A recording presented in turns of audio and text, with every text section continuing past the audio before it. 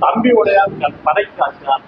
ஏன்னா மூணாம் இடம் தம்பி இல்லையா, அப்படிப்பட்ட ஒரு தம்பி இருந்தா அவர் இந்த தலைப்புல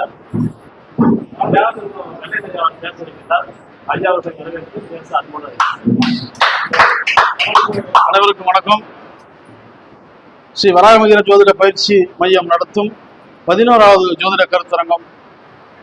இந்த கருத்தரங்கில் வருகை புரிந்துள்ள அனைத்து ஜோதிட நல்புலங்களுக்கும் என்னுடைய முதற்கண் வணக்கம். என்னுடைய குருநாதர் திரு பள்ளிப்பட்டு ஜோதிட செம்மல் திரு ஏழுமலை ஐயா அவர்களுக்கு என்னுடைய வணக்கத்தினை கூறிக்கொள்கிறேன். இன்று நான் பேசக்கூடிய தலைப்பு பார்த்தீங்கன்னா, தம்பி உடையான் படைக்கு அஞ்சான்.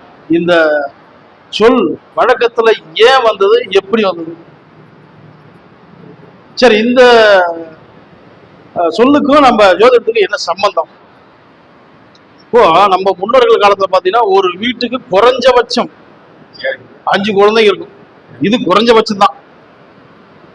அதிகபட்சம் பார்த்தீங்கன்னா 12, 13, 16 வரைக்கும் அந்த 16 பெற்று பெருவாழ்வு வாழ் சொல்லி பார்த்தீங்களா, அதை அப்படியே நிரூபிச்சு காமிச்சிருவாங்க. 16 குழந்தைகளும் பார்த்தீங்களா இருக்கிறாங்க.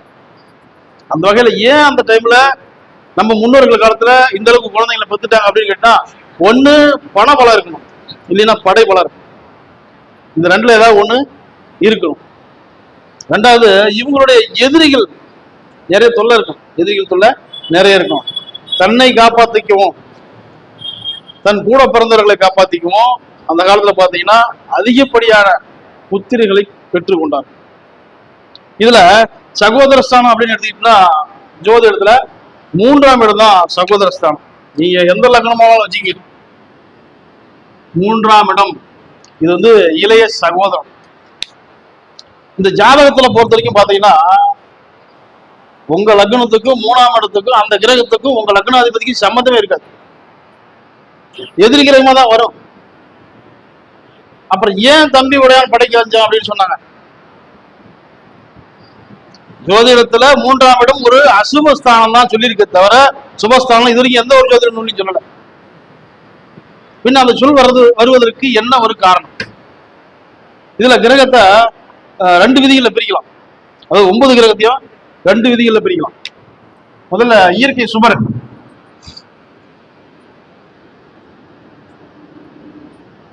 இயற்கை சுபர்னு பாத்தீங்கன்னா, ஒண்ணு குரு, அடுத்தது சுக்கிரன், அடுத்தது புதன், அடுத்தது சந்திரன். இவர்கள் இயற்கை சுபர். அடுத்தது பவர், சனி, செவ்வாய், சூரியன், ராகு, கேது. 1, 2, 3, 4, 5, 1, 2, 3, 4 ஆக மொத்தம் 9 கிரகம். இது வந்து இயற்கை சுபர், இயற்கை அசுபர். இந்த வகையில பிரிச்சாச்சு. இதுல ஏ டீம், இதுல ஏ டீம், பி டீம், இந்த 2ஆ பிரிச்சாச்சு. இதையே இன்னும் 2ஆ பிரிக்கணும். A team, B team.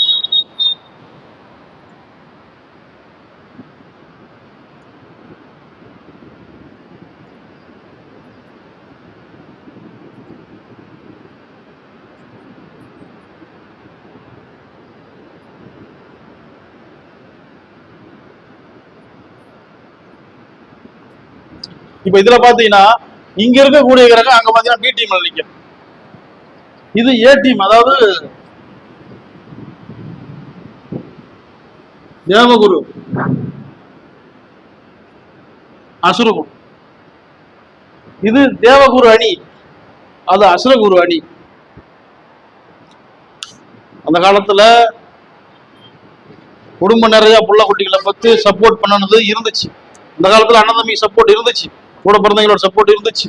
இது எதனால எது வரைக்கும் அப்படின்னு பாத்தீங்கன்னா, உங்களுடைய தாய் தகப்பன் உயிரோடு இருக்கும் வரை அந்த ஒற்றுமை, சகோதர ஒற்றுமை இருந்துச்சு. தாய் தகப்பன் மறைஞ்ச பிறகு அந்த ஒற்றுமை இருக்காது. 50 வயசுல 50 வயசு வரைக்கும் ஒன்னா இருப்பான். 50 வயசுக்கு மேல அண்ணன் தம்பி அடிச்சுக்கணும். சொத்து பிரச்சனை, அந்த சொத்துக்கு சொந்தக்காரர் யாரு?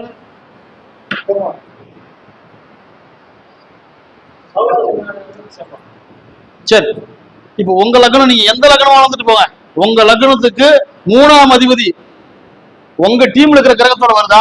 பி டீம்ல இருக்கிற கிரகத்தோட வருதுன்னு பாருங்க. உங்க லக்னம், இந்த லக்னாதிபதி செவ்வாய் தான். செவ்வாய் வந்து எங்க இருக்காரு? ஏ டீம்ல இருக்காரு, தேவகுரு அணியில இருக்காரு. உங்களுக்கு 3ஆம் இடம் சகோதரன் அசுரகுரு அணியில தான் இருப்பார். அப்போ தேவகுரு அணி, அசுரகுரு அணி. அப்போ உங்களுக்கு உன்னுடைய சகோதரன் பாத்தீங்கன்னா எதிரணியில தான் நிற்பான். இப்போ 3ஆம் இடம் மட்டும் தான் அப்படியா? 11ஆம் இடமும் அப்படிதான் இருக்கு. சனி எங்க இருக்காரு? பி டீம்ல தான் இருப்பாரு. தேவகுரு அணி ஒண்ணு, அசுரகுரு அணி ஒண்ணு. அப்போ எப்படி வேற ஒரு அணியில இருக்கிறவங்க உங்களுக்கு நன்மை செய்வான், உங்க கூட சப்போர்ட் வரும். இந்த லக்னம் இல்ல, நீ எந்த லக்னமாலும் வச்சுக்கீங்க. இப்ப இதை கூட வச்சுக்கீங்க. இது அசுரகுரு அணி, லக்னாதிபதி சுக்கிரன், அசுரகுரு அணி. இவருக்கு 3ஆம் இடம் தேவகுரு அணியில இருப்பாரு. இவருக்கு 11ஆம் இடம் தேவகுரு அணியில தான் இருப்பாரு. 12 லக்னத்துக்கு இது பொருந்தி வரும். அப்படிங்கும் போது உங்களுக்கு எப்படி சகோதரன் சப்போர்ட் பண்ணுவான்? எப்படி இருந்தாலும் சரி. 3ஆம் இடத்துல இருக்கிறவன் 6ஆம் இடத்துக்கு சொந்தக்காரன் மேஷ லக்னத்துக்கு. அப்போ பகை கிரகம்.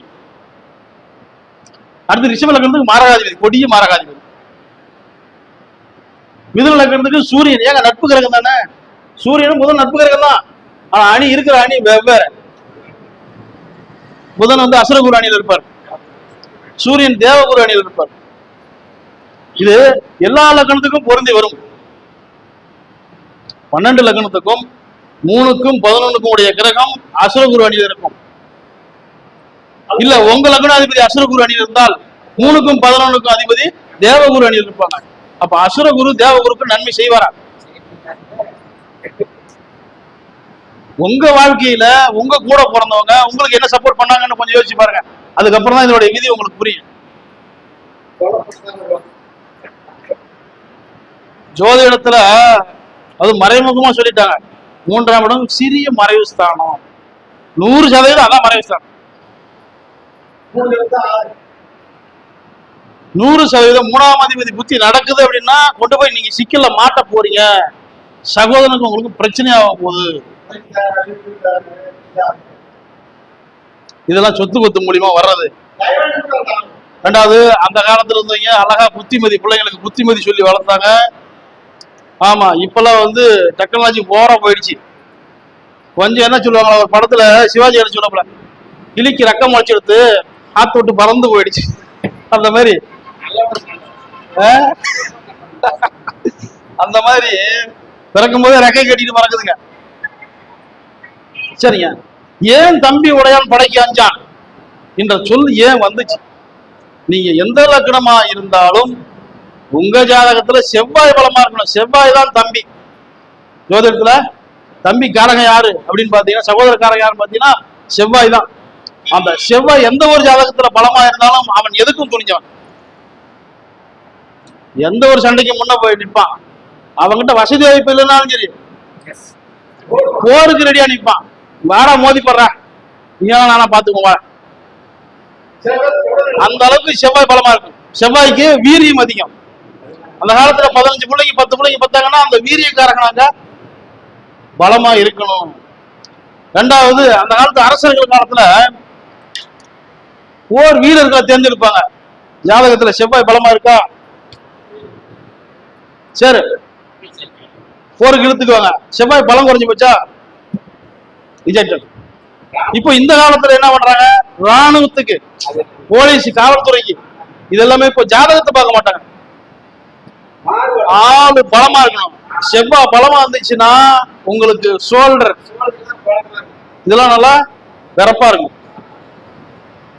ஊர்ல விவசாயம் பண்ணுவான், அவனுக்கு செவ்வாய் பலமா இருக்கும். 10 ஏக்கர் 5 ஏக்கர் வச்சு விவசாயம் பண்ணுவான், அவனுக்கு பலமா இருக்கும். அடியால் நிறைய பேர். செவ்வாய் பலம் பெற்றவர்கள் மருத்துவத்துறையில் மிகச்சிறந்த உயர்ந்த நிலைக்கு கொண்டு செல்லும் அந்த செவ்வாய். அதுக்குத்தான் சொன்னாங்க தம்பி உடையான் படைக்கு அஞ்சான். ஜாதகத்துலதான் தம்பி உடையான் செவ்வாய். ஆனா உங்க கூட பிறந்த தம்பி உடையான் நீ படைக்க அஞ்சானா நீ தான் தம்பிக்கு அஞ்சிட்டு உட்காந்துக்கணும். தம்பி எந்த நேரத்துல நம்மளுக்கு என்ன செய்வானோ, கூட பிறந்த அண்ணன் நம்மளுக்கு என்ன நேரத்துல என்ன செய்வானோ இப்படின்ற விஷயத்த உங்க கூட பிறந்த தம்பிகளை வச்சு நீங்க பார்க்க முடியாது. ஜோதிடத்துல தம்பி உடையான் செவ்வாய் செவ்வாய் பலம் உடையவன் எதுக்கும் அஞ்ச மாட்டான். எங்க சண்டைக்கு போகணும், எந்த ஒரு நிகழ்ச்சி செய்யணும்னாலும், எந்த ஒரு விஷயத்தை செய்யணும், முன்ன செவ்வாய் பலம் மற்றும் முன்ன செய்வான். அது பொது விஷயமா இருந்தாலும் சரி, குடும்ப விஷயமா இருந்தாலும் சரி,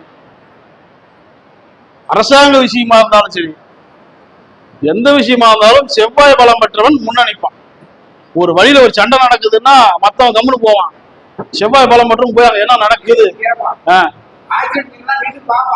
என்ன நடக்குதுன்னு போய் பார்த்துட்டு தான் அப்புறமேட்டு தான் வருவான். அங்கேயே கூட வந்து ஏதாவது முரண்பாடு இருந்துச்சுன்னா இவன் நல்லா கேள்வி கேட்பான். அதனால ஜோதிடத்தில் பொறுத்த வரைக்கும் தம்பி உடையான் படைக்கு அஞ்சான் என்ற ஒரு வாசகம் செவ்வாயை மட்டுமே குறிக்கும், 3ஆம் அதிபதியை குறிக்காது. கூட பிறந்த சகோதர ஸ்தானம் 3ஆம் இடம், 11ஆம் இடம், இந்த 2 கிரகங்களுமே உங்களுக்கு வந்து எதிர் டீம்ல வரும். உங்களுக்கு இங்க பிறந்த லக்ன அதிபதி நிற்கக்கூடிய டீம்ல வராம அடுத்த அணியில வரும். அப்படிங்கும் போது உங்களுக்கு நன்மை செய்வதற்கு வாய்ப்பு இல்லை, 100% வாய்ப்பு இல்லை. அப்படி ஏதாவது உங்களுக்கு நன்மை செஞ்சிருக்காங்களா இல்ல கெடுதல் செஞ்சிருக்காங்களா உங்க ஜாதகத்தை வச்சு நீங்க பாத்துங்க. இது வந்து ஆதாரபூர்வமா இருக்கு. எந்த சாரம் வேணாலும் சரி, அந்த அணியில இருக்கா, உங்களுக்கு கன்னி லக்னம் தானே, உங்களுக்கு கன்னி லக்னம் தானே, கன்னி லக்னம் 3ஆம் அதிபதி அவர் எங்க ஆளக்கிட்டோம், அவருடைய அணின்னு பாத்தீங்கன்னா தேவகுரு. உங்களுடைய லக்னாதிபதி அசுரகுரு அணியில் இருப்பார். ஆமா, ஒற்றுமை இருக்காது. மேலோட்டமா பார்த்தா ஒற்றுமை மாதிரி தெரியும், உள்ளுக்குள்ள ஒற்றுமை இருக்காது.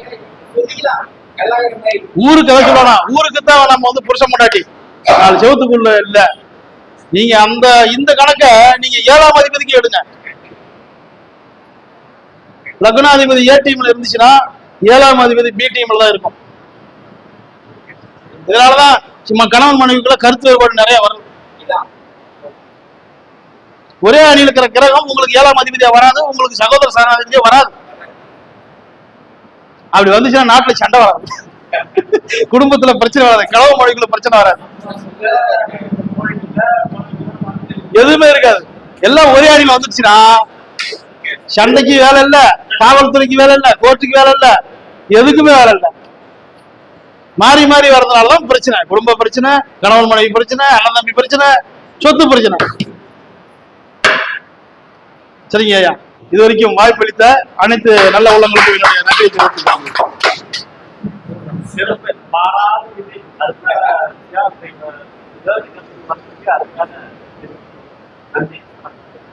வாழ்த்துக்கள். மேலும் உங்களுடைய படிச்சு வைக்கும் எல்லாம் உள்ள மரத்தை பார்த்து செய்து நம்முடைய அத்துணை நன்றி. அடுத்த நண்பர்கள்